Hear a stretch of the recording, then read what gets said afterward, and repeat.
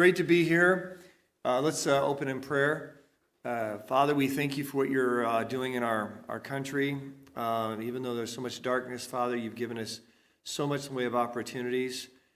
People are still coming to Jesus. Lives are still being changed.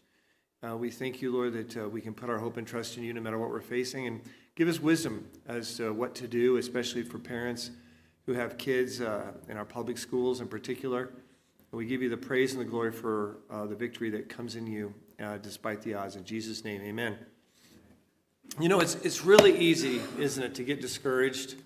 You know what I'm saying? You see all the stuff that's going on, and you sometimes just want to just throw in the towel. You know what I mean? And, well, the fact that, you know, my wife and I next month will be permanently moving to Costa Rica. In no way should you... No, I'm just teasing. And one of you look like you're like, what? Yeah, no, we're not moving to Costa Rica. It's way too humid down there. So I can't adjust to that humidity. Texas was enough for me. In fact, do you know why I think Texans are so committed to their faith, it seems like? I think it's because every summer they're reminded where they go if they don't go to heaven. Just saying. Anyway, well, Pacific Justice Institute I founded back in 1997, and we defend religious freedom, parents' rights, the sanctity of human life. God was incredible in how he got this organization going and moving. I gave him lots of obstacles. I may share that in the general plenary session next hour, but more on that. But we now have many offices all across the United States. And we do more, I think, in defending parental rights than any other organization in the country. We are very unique. We make sure everyone gets help, that no one's left on the side of the road. So if anyone needs help, you guys need assistance, you can contact us. And I encourage you to contact us because earlier is better than later. Later you contact us, the more problematic things can be. So please feel free to do so. We have a lot going on in the public schools today, and I'm going to talk about that as well as some of the ways of defending and protecting your children in that regard. But what are some of the rights and issues that parents have with kids in public schools? Do parents surrender and lose all their rights when their child goes to a public school? Well, some in education, the teachers union would like to say yes. In fact, they often see parents as dangerous people to be protected from. But such is not the case. So let's talk about, special ed. Let's say a parent has a child with special ed needs. Now, can that parent require them to provide the adequate education for their child's special education needs? Yes. In fact, the law requires that. The law requires that. And yet, sometimes, you know what they'll do? They'll say, no, that's okay. We'll just put them in a class. We'll just ignore it. Well, the problem is, if they don't give the proper educational resource for a child to learn, then including special ed kids, then by state law, parents are allowed to have that child taken out and put into a private school of the parent's choice that is willing to provide what's needed for the child. We had an interesting case involving this before. It was dealing with a mom. She happened to also be an MD, a doctor. And she had a child in a public school. It was in San Diego County. And the child was in special needs. And they just wanted to keep giving the kid Ritalin, and just give the kid medication. And, the Department of Health and Human Services has concluded, or the Department of Education study concluded that over 40% of the kids who are on Ritalin shouldn't even be on it. Public schools have used it as a tranquilizer, if you will, in many circumstances. It's a very powerful drug. Some kids may need it. But we see public schools pushing it. So they're insisting, saying, no, we just need to give them Ritalin. And the mother and the doctor says, no. And so they batted heads. Well, she said, fine, I'm going to just homeschool. So she takes the kid out of public schools to homeschool. Well, then the school district was going to lose money. They wanted money for this kid. So they went and brought truancy charges against her. Criminal truancy charges. She's an MD. She's a doctor. You think she'd be competent to teach. I mean, let's think of it. Let's see, a teaching degree, a bachelor's teaching degree, a MD, medical doctor degree. Who would you rather teach your kid? I mean, I'm just saying. That's my personal bias there. No, I just stepped on a toe of a public school teacher here, but the point is she was competent, and but they brought an action against her. We defended her. At the end of the day, the judge says, no, they are not only is this mother allowed to homeschool, but you, the school district, are the guilty party. You didn't do what you were supposed to do. So therefore, you're going to pay for this child to have a private education in an institution that the mother, the doctor, feels is best. And it was a great decision, And many parents don't know that they have those rights when it comes to children with special needs. They just think, well, I got to just do what they say. And it's often just, some doctor, not even really examining the kid, just gives a rubber stamp. Yeah, here's the drug. So that's a real problem. Another right parents have is with regards to the 10-day notice of outside speakers dealing with issues of sexuality, sex education. So in San Jose, and of course Planned Parenthood loves to come into schools. LA Unified School District just opens their arms for them to come in. They even have Planned Parenthood clinics in some of these schools with actual presence out in the high schools in Los Angeles.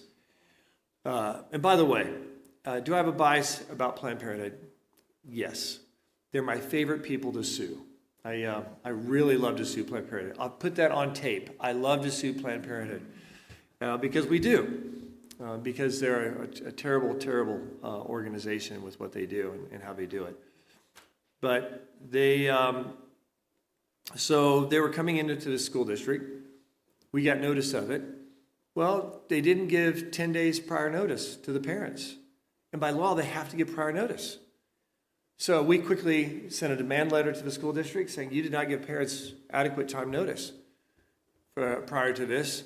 So therefore, we're filing this action. Well, they quickly canceled it, and they gave notice to the parents. Well, with the media coverage of it, it was the nightmare scenario for the school district because then everyone found out that they're bringing Planned Parenthood into the schools. And that was very effective. We use our media tool quite a bit at PJI. It's a really very valuable tool. And that was just another example of parents' rights and knowing what they can do. They also have a right to review the materials. Now, here's what school districts will sometimes do. They'll say, you want to first they'll be in denial of some things. Well, no, you can't look at that. That's in our LGBTQ diversity, but that's we don't let parents see that. They can't do that. If your kid sees it, then you have every right to see it beforehand. Okay, number one. Number two, they have to make it reasonable for you to look at it. So sometimes they'll say, oh, sure, no problem. Just come at 2:30, and we'll have you available for a half hour. You can look through all the curriculum material, during that half hour. If you need to come other days to look at, more time, and No. They accommodate you. They have to make it so that you can look at all the materials and review all the materials, and that's really important. So we've dealt with school districts that just want to make it difficult. All right. And what about school board meetings? I've been to some school board meetings just recently. Kern County. That was, as we say when I used to live in Texas, that was a humdinger, because you had both sides there, and the head of the school board, he said, he goes, I've decided I'm not going to let anyone make any comments. And I heard that, I just thought, really? You're really going to try that? And his legal counsel, nudged him and says, I could hear him saying, you can't do that. You have to allow the people to comment. And he says, okay, I'll let you comment. We're going to have the comments after everything. So that's another, they do these tactics. Well, we advise parents, to come prepared, have it written what they're going to say, make nothing that sounds threatening in any way to the school board members, even though, you may not mean it like you're really going to kill someone. Let me tell you, you're going to wish you'd never done this. I know who you are. You just don't want to do that.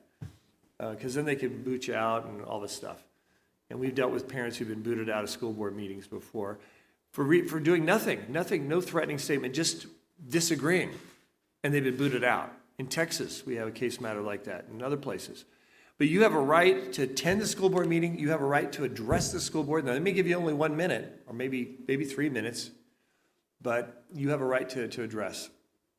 Sometimes one of the most effective way of addressing a school board and the issues of a school board is to bring in the actual material that you're objecting to. So, especially like if it's a book that the kids are reading, and you want to address it, is you just get the book and you just start reading the material from the book that is the most objectionable. And then John put his arm around Linda, and then da da da da da da, and then da da da da da da, and then one of the school board members will say, stop, excuse me, that is inappropriate. That is inappropriate for this meeting. I said, well, I'm really glad you feel it's inappropriate for this board meeting, because this is what the 7th graders are being required to read in your public school classrooms. So I'm really glad. So now the question for the board is, what are you going to do about it? Are you going to allow this material to continue to be used? Well, there's a little bit of a problem now. It's popped up. And it's something, a law that was signed, a bill was signed into law by Governor Gavin Newsom recently. And basically what it does is it makes it impossible, practically, for a school district, a school board, to pull curriculum and books and things that were approved and designated or recommended by the Department of Education.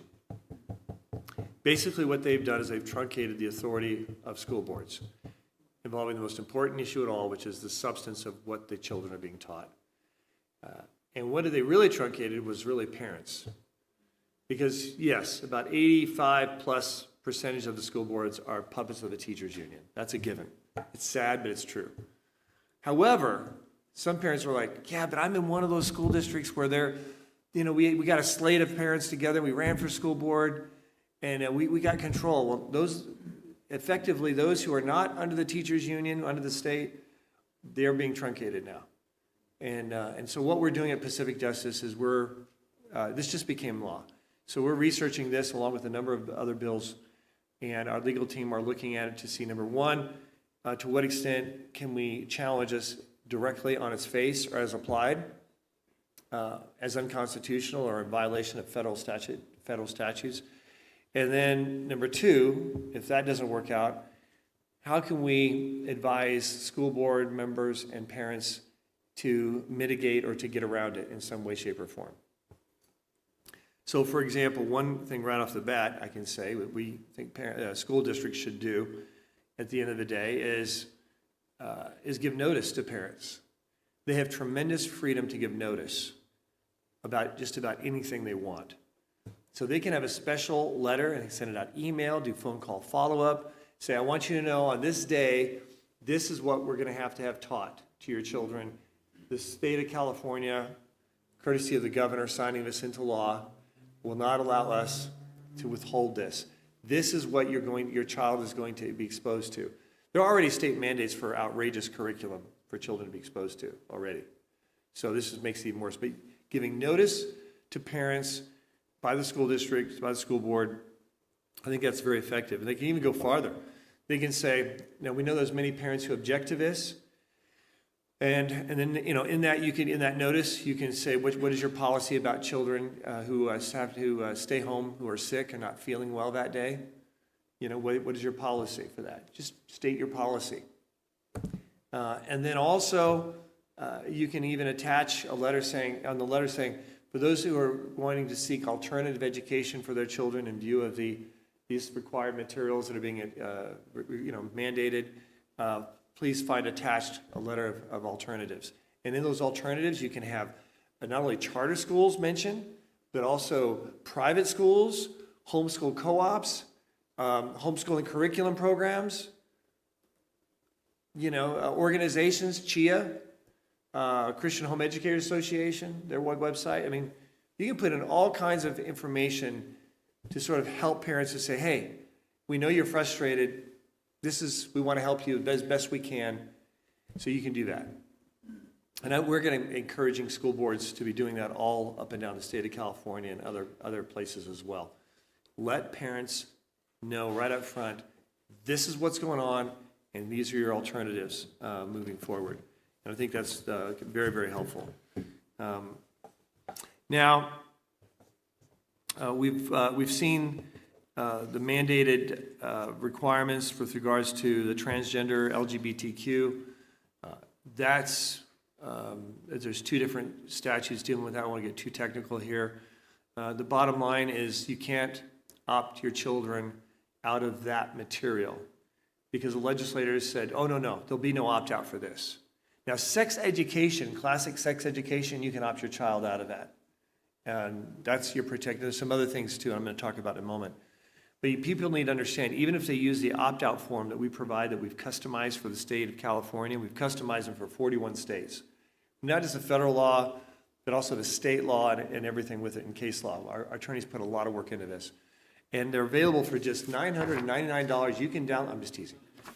All of our resources are free, okay? So that was sort of a joke, you know. Okay, there you go. Ooh, that was good. Okay.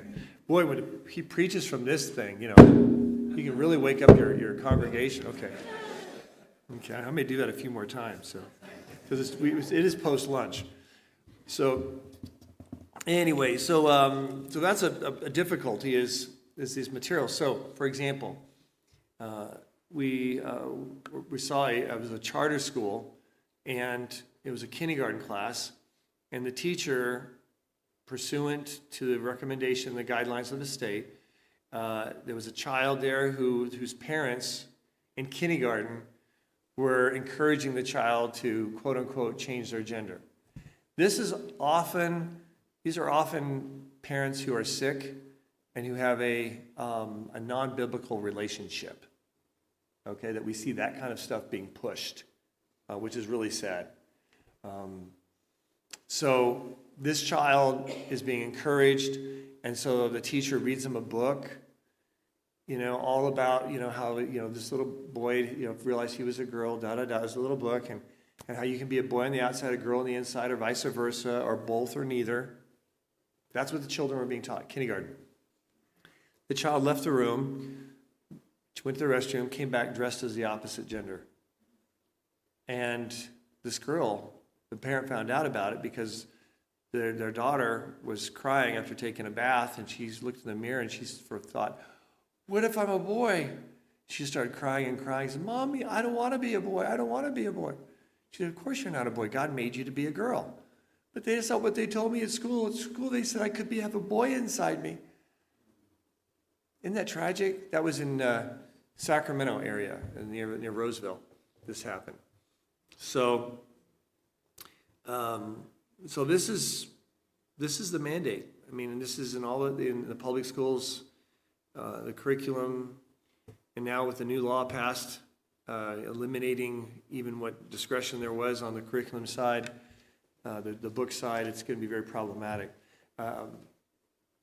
You know, but there are some positives. One positive is that, you know, you can still, as I understand it, still put like positive books into the classroom. Teachers could still have something on their desk, or they can in the school library. When I was in third grade, that's when I became a Christian. I walked down the aisle of a Baptist church, gave my life to Jesus. I was an on-fire little zealot for Jesus. And I started reading my Bible all the time. And back then, in those days, it was pretty much Old King James. Okay, that's just the way it was. And I started speaking Old English. Only Old English. At school. And my teacher called my parents, we have a problem with your son. He's only speaking Old English. She was a Christian. She said, can you get him a Children's Living Bible? So they did. But I was in the Word. So I went ahead and I thought, I'm going to check out my library. The library did not have the Holy Word of God. And I said to the librarian, how do we get a Bible in here? She said, we have to petition. I'm in third grade, mind you. She goes, well, how do we do that? Well, here's a form, fill it out. And I had learned to sign my name that year. I signed my name and petitioned, and they put a Bible in that elementary school library. And then after that, I just sort of got carried away, went to law school, you know, but all, anyway. But the point is that there's some positive things that you can get into schools. in Santa Rosa, I think it was, we were suing them a number of years ago because they brought in they had this lewd, suggestive, theatrical kind of presentation. It was awful in front of all the kids. And we filed a lawsuit against them. And we went ahead and settled because they wanted to settle because they knew we got them at the time because of the statutes at the time were much more parent protective than they are now. In our negotiating, they set up a parental review committee that had to approve any books that were brought into the school library. And any presentations brought into the school had to go through the parental review committee. Could they still do that? Yeah, they still could. As long as that material is not mandated by the state, which we now realize we're going to be subject to, you can still have something like that set up, and we're encouraging school boards to do that, to put those together. On the proactive side, parents can also become teacher assistants. Now, there were a couple grandmas in front of an Elk Grove school district that was bringing in this terrible garbage into the school. And so they had their protest signs in front of the school saying, I forget what it said, but, this is, whatever. And they were protesting. And afterwards, the students just started screaming at them, and they had to run for their lives. And they called me, and they said, we had to run for our lives. It was awful. We were just there, I said, have you ever thought about something more effective? Like what? Like volunteering to be a teacher assistant. You get into the school, you get into the classroom, and you can actually monitor what's happening and report it, and even help with a relationship, help steer the teacher. Say, I know you're the teacher, but the average parent found out about this, they'd be really upset. I mean, I says, is there any way you can not use that? Because I just know a lot of parents are going to be really upset. And so those are some really positive things. I would love to have teacher assistants in every public school classroom in California. The kind of teacher assistants that will really help them in some of these difficult situations. There's also tremendous potential with regards to evangelizing in public schools and actually bringing in the truth. We've heard of Satan clubs, right? Have you heard about the Satan clubs? I thought it was just like an anomaly, one place. No, it's an actual campaign. And the reason they have their campaign is because they're actually not Satanists. They're atheists. Their goal is to have Satan clubs to scare these ignorant Christian parents out there to be reactive and say, okay, we'll get rid of everything. We don't want Satan in our schools. So get rid of the Christian club, get rid of all of them. That's their goal. That's their game plan. So we don't want to fall into that. That's real important. Instead, we want to be proactive. And my wife and I wrote a book called Reclaim Your School, How to Legally Evangelize Public Schools. It's got great material in it. It's an awesome book, and you can download it for free at our website, pji.org, pji.org. You can, and then in there we talk about how you can have a revival rally on the public school grounds, public high school grounds. Full-blown outreach rally during class hours in the gym. So my wife and I did one ourselves, and 2 days before the rally, it's the only one we did. We did it just because we said we could do it in the book, and I want to get it on video, so all these youth pastors who are like in denial, like that can't happen, we can show them the video. Yes, it can happen. Here it is. In a public high school in Sacramento, right? It's not where Reverend Billy Bob and all the church people go to school. No, this is, not a friendly school or school district. They couldn't stop it. Well, gentleman Warren Willis contacted me 2 days before the rally, the only rally we ever would do. He called me 2 days before. He'd worked a lot with Campus Crusade. He said, I just read your book, and I read this part, though, about a revival rallies. Is there one I've never heard of this. Is there one I could go see and watch? I said, well, we have one in 2 days. He says, I'll be there. By God's providence, he goes up, he watches it, takes notes, meets with my wife and I for about 3.5 hours, goes in detail, takes notes. Fast forward, he began an organization. It's now called Decision Point, and at decisionpoint.org, they're all popping up all over the country. They've already done over 2,000 outreach rallies, and they have outreach weeks. And kids have come to Jesus. In California, over 4,000 come to Jesus alone. They've done more in California than anywhere else. I'm really glad we decided to do that rally, because it was the spark that's taken off. Now, we at PJI, we have a real great partnership with this ministry, because when any public high school says, oh, you can't come here, separation of church and state. No, you can't, whatever. They contact us, Decision Point contacts us, our attorney sends a demand letter, and the door is wide open, and they go right on in. And so we'll be hitting hard the city of Chicago and that whole area, California, San Francisco Bay Area. We're treading where no one wants to go. Where the flames are the highest is where we're bringing in our fire station. Okay, so it's exciting, but I think it's real important as we look at these issues that we don't just look at it defensively, but we look at it proactively. Now, on the proactive side, I want to talk about church homeschool co-ops. So when the pandemic hit, we had a lot of, public schools were shut down. A lot of parents went to the private schools. One reason they did is because the private schools were open. Do you notice they opened earlier than the public schools? One of the reasons, because we at PJI were giving them all counsel. We've teamed up with the AC, American Christian Schools International, ACSI. We're their legal wing, effectively now. And we did a Zoom call for all these principals of these schools and said, okay, here's how you can open up earlier. Here's how you can get around the mandate in this state or that state. And they opened up. And it was fantastic. The problem, though, is they became overwhelmed with parents putting their kids there. They all have waiting lists. Just about all but one that I'm aware of have waiting lists, private Christian schools. There may be some that don't. But they've exploded. Now, the problem is most parents cannot afford a private Christian school. Even with both parents working, you can't afford it. It's expensive. So, and for whatever reason, they don't want to move out of California. I respect that. But what are you going to do? And let's say you're both having to work. You can't homeschool. Or you're a single parent mom. You can't homeschool very easily with that. Not if you're working. So, with a few exceptions, they're in a terrible situation. Well, that's where church homeschool co-ops come in. We thought of this about 2 months. It was January before the pandemic hit. It just sort of came to me out of the blue. It was actually, I think, from the Lord, because I'm not this creative. But I thought, why don't we push out church homeschool co-ops?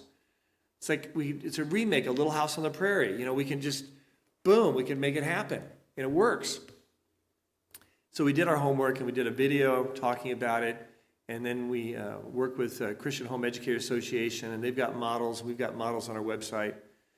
And we are encouraging churches, even small churches, to get involved in doing this. And what happens is it results in a lot of kids, when they do this, they end up joining the church. Because let's say that their parents are looking for alternatives. They hear that this church has a church homeschool co-op. Great. I'll have my kid go to the church homeschool co-op. And I can't work, but I'll volunteer on weekends. I'll do tutoring. I'll take them on field trips. They work it out together. And depending on what model they choose, it'll work. And so what happens is the parents develop relationships with people in the church and others. And the young person wants to go to Sunday school. And then the parents, they go to church too, usually eventually. This is what happens. And churches grow. Incredible opportunity for church growth and development. I was talking to a pastor and his wife recently, and they said, our church is mostly older folks. We really don't have any kids at all. And I'm concerned about the future of our church. I was talking to the pastor. I said, really? I said, well, why don't you start a church homeschool co-op? Your whole church are empty nesters, right? They've got the time. And they can put this thing together and we'll help you. Total game changer, I believe. It can happen. And it's so important with what we're facing today. As far as parents and the opt-out form, let me just talk about some of the things that parents can opt their children out of. And by the way, it's all on this customized opt-out form. free of charge on our website, pji.org. pji.org. There's some other opt-out forms you may see from different groups. They're generic for the whole country. Those are fine, I mean, in a way, but they're not full because they don't include your state rights and state case law. It doesn't give you the fullest opt-out, which is what we customize to do. So you can opt out if your children attending or participating in any class, instruction, or activity related to comprehensive sex education and HIV/AIDS prevention, okay? I would give you the education codes to sound real legally and official, but we'll skip that. So just trust me, I'm a lawyer, just trust me, they're there. Oh, I shouldn't have said that. Trust me, lawyer just doesn't go together, does it? Okay. Number 2 is participating in any anonymous, voluntary, or confidential test, questionnaire, or survey on the pupil health behaviors and risks. You can opt out of that too. And they want to get this information. You can opt out of receiving instruction in health education on the parts identified below which may conflict with your religious training or beliefs or personal moral convictions. So you can list issues in health instruction, topics that you just don't want your child exposed to, and you can just list it all out there. You can also opt out of them sitting for all parts of the statewide performance assessment administration exam. There was another one is dealing with, well, I'm going to skip that, it's too detailed. Another was any administration of a test, questionnaire, survey, examination, or evaluation containing any questions or items related to my child or my personal beliefs or practices, so child or parents, in sex, family life, morality, or religion. Very broad. We've used this a lot. This is really good. In fact, we used it years ago to fight something that was called the class test. It was a state standardized test. As it turns out, this state standardized test, we got a copy of it, a whistleblower, if you will, went and slid it under the door, and we got to see it, and it had material in there that was like psychological in nature. It was delving into the psyche of the children, like fishing for a justification to go and investigate the family. It was horrific. We went into 4 counties, 4 different state courts in the counties, and all 4 of them, the judges granted us restraining orders against the school districts from mandating that to be given to children and opting and respecting parents opting out. It created a groundswell so large that the test was not even effective statistically. That many parents pulled their kids from taking it, and they had to completely trash it and redo another one, and I think they came out with a Stat 5 or Stat 9 test or whatever. But parents have a right, and we at PGI will exercise that right moving forward as needed. Also opt out of, that was another provision very similar to that, but also deals with personal behavior characteristics, but not limited to honesty, integrity, sociability, or self-esteem. Once again, very broad language. Parents can opt out. The good news, they can check all these boxes, and you'll be covered on all this stuff. But does it protect them against hearing LGBTQ propaganda and transgender propaganda and all that? No. That's the most important to be opted out of, because that's the most damaging and destructive garbage that they're pushing on these children and influencing them. This will not work for that. Unfortunately, it will not work. And it's very, very problematic. And there's some other similar language. I won't, for the sake of time, need to go into that. But that's something that parents need to have. They need to utilize moving forward. Now, there's the growing threat, unfortunately, of children being investigated by teachers and then being taken from families. Here's what happened. Let me give you a classic. So it was in Sacramento, California. A parent called me and said, my daughter, she says that she is the same-sex attraction, and we're going to have a social worker come to our house tomorrow, and ask us some questions, and a friend from church said I should probably call you.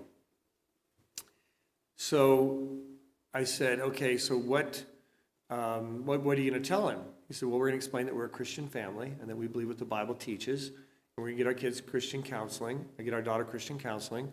I said, okay, you're going to lose your child tomorrow. Without question. You will lose your child tomorrow. Because that's what they're looking for. Because you're dangerous to them.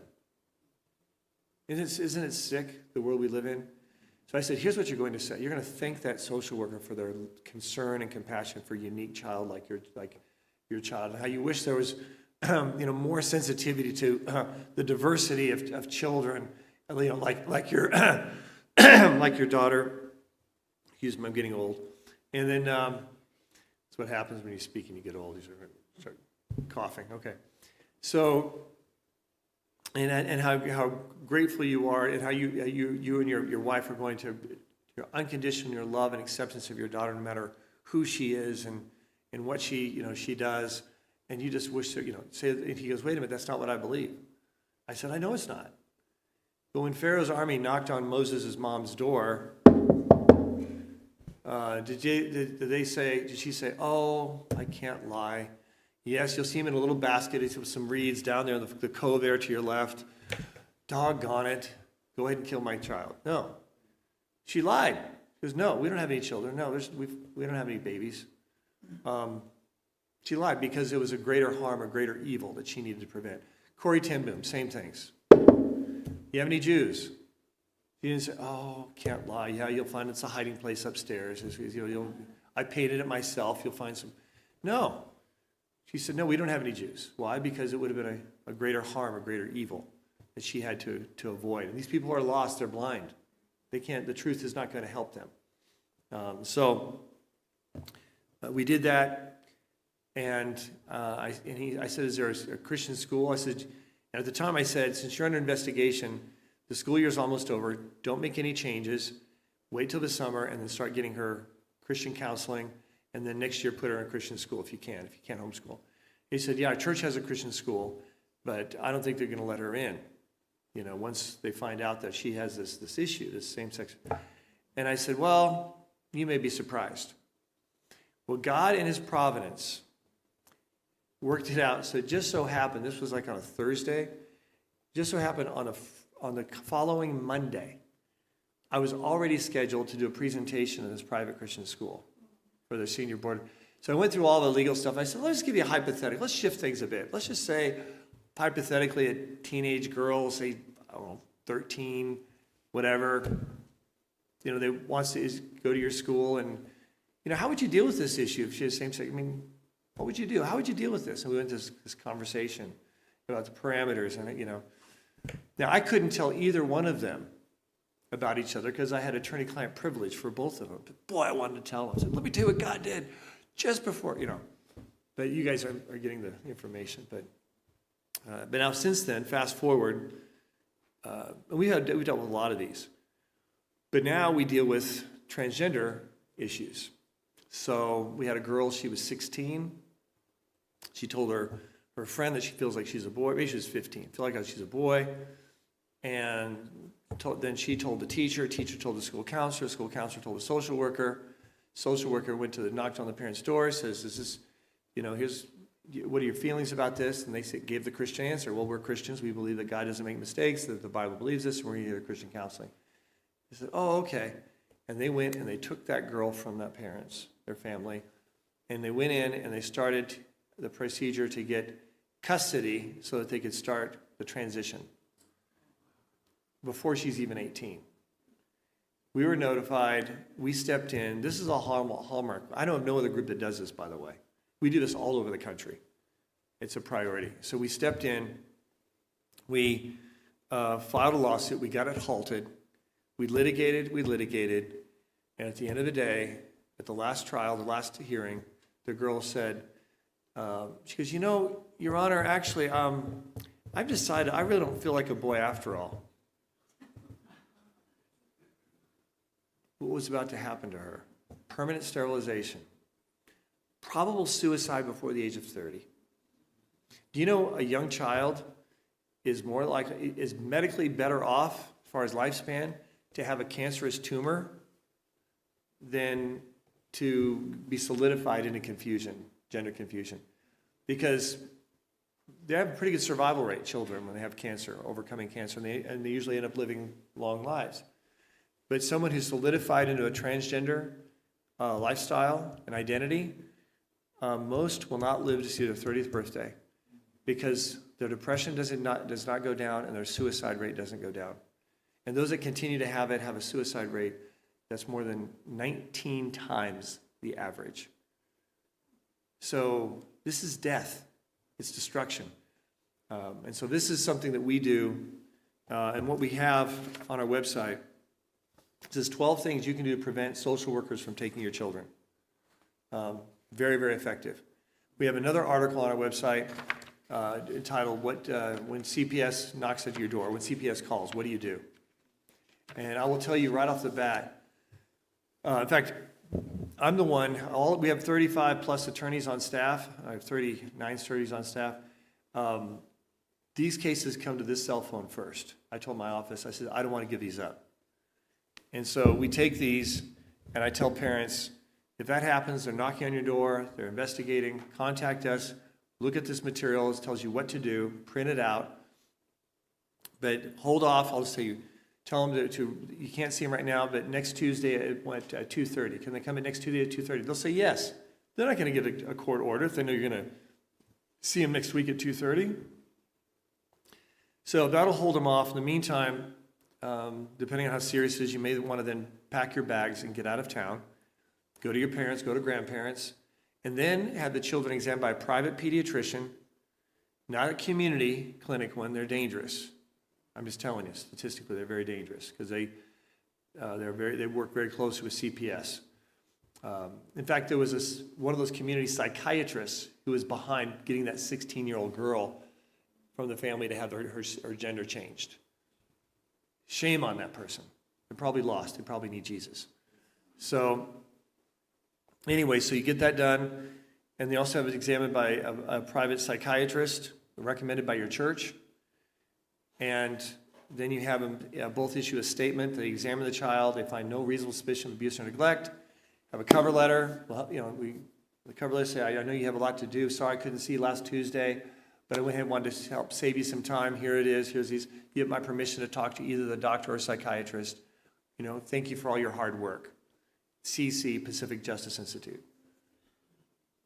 And that usually takes care of it because you've checkmated them. They no longer have a reasonable suspicion of abuse or neglect to take your child.